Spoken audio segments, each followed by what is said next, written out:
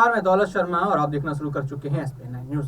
आमतौर पर लोग उपचुनाव को आम चुनाव का पूर्वानुमान मानते हैं। इस बार के उपचुनावों के नतीजे को भी लोग इस नजर से देख रहे हैं।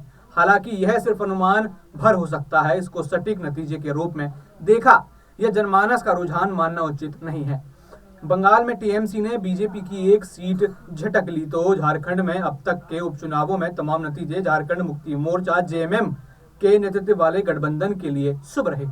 अगले साल झारखंड में होने वाले लोकसभा और विधानसभा चुनाव के मद्देनजर डुमरी उपचुनाव को महत्वपूर्ण माना जा रहा था। इसलिए बीजेपी आजसू इस बार एक साथ थे। माना जा रहा था कि साल 2019 विधानसभा चुनाव झारखंड की डुमरी सीट पर जगरनाथ महतो की जीत इसलिए हुई कि यह उनकी पारंपरिक सीट थी। तकरीबन 2 दशक तक वे इस सीट पर काबिज रहे। उनकी डुमरी की सियासी जमीन इसलिए भी पुख्ता रही। आजसू और बीजेपी की सीट पर सहमति नहीं बनी थी और दोनों दलों ने अपने उम्मीदवार उतार दिए थे। दोनों यानी भाजपा और जसू को 2019 जितने वोट मिले थे उससे कम वोट ही जगरनाथ महतो को मिले थे। जगरनाथ महतो के निधन के बाद जेएमएस नेता और झारखंड के सीएम हेमंत सोरेन ने बड़ी होशियारी से जगन्नाथ महतो की पत्नी बेबी देवी को उनके स्थान पर मंत्री बना दिया। इसके बाद उपचुनाव की घोषणा हुई तो बेबी देवी को गठबंधन की ओर से प्रत्याशी बनाया गया। बीजेपी और आजसू इस बीच तय कर चुके थे कि उनका साझा उम्मीदवार होगा। तालमेल में यह सीट आजसू को दी गई और आजसू ने यशोदा देवी को एनडीए का उम्मीदवार बनाया।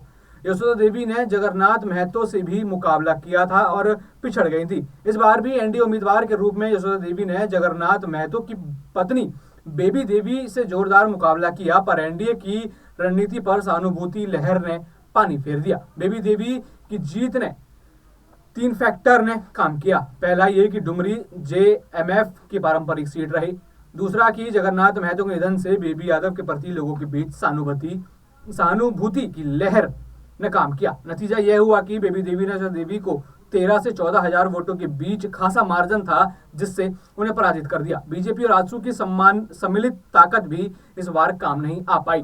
डुमरी भले ही जेएमएस की सीट रही, लेकिन पिछले अनुभव को देखते हुए माना जा रहा था कि साझा उम्मीदवार होने की स्थिति में एनडीए उम्मीदवार को कामयाबी मिल जाएगी। इसलिए इसे सीधे तौर पर यह कहना कि यह विपक्ष गठबंधन इंडिया की जीत है उचित नहीं होगा। हाँ, यह बात जरूर है कि हेमंत सोरेन के कार्यक्रम में जितने उपचुनाव हुए उन पर विपक्षी जेएमएस के नेतृत्व वाले गठबंधन ने अपनी पकड़ मजबूत रखी और एनडीए यानी बीजेपी आजसू के साझा प्रयास के बावजूद जेएमएस गठबंधन उपचुनाव जीतता रहा। अगले साल झारखंड में लोकसभा चुनाव के तुरंत बाद ही विधानसभा के भी चुनाव होंगे। बीजेपी ने पूर्व सीएम बाबूलाल मरांडी को फिलहाल प्रदेश अध्यक्ष का दायित्व सौंपा है। मरांडी के अध्यक्ष रहते उन्हें अपनी काबिलियत साबित करने का डुमरी सीट पर बेहतर अवसर था। आजसू को यह सीट देने पर मरांडी की सहमति से साफ है कि उनकी रणनीति में कोई कमी नहीं थी, लेकिन लोकतंत्र में जनता का निर्णय ही सही है। जनता का निर्णय अनुकूल है प्रतिकूल इसका भी कोई एक कारण नहीं होता, लेकिन प्रतिकूल परिणाम से कुछ समझने लायक संदेश तो मिलते ही हैं और ये संदेश बीजेपी के लिए शुभ दिखाई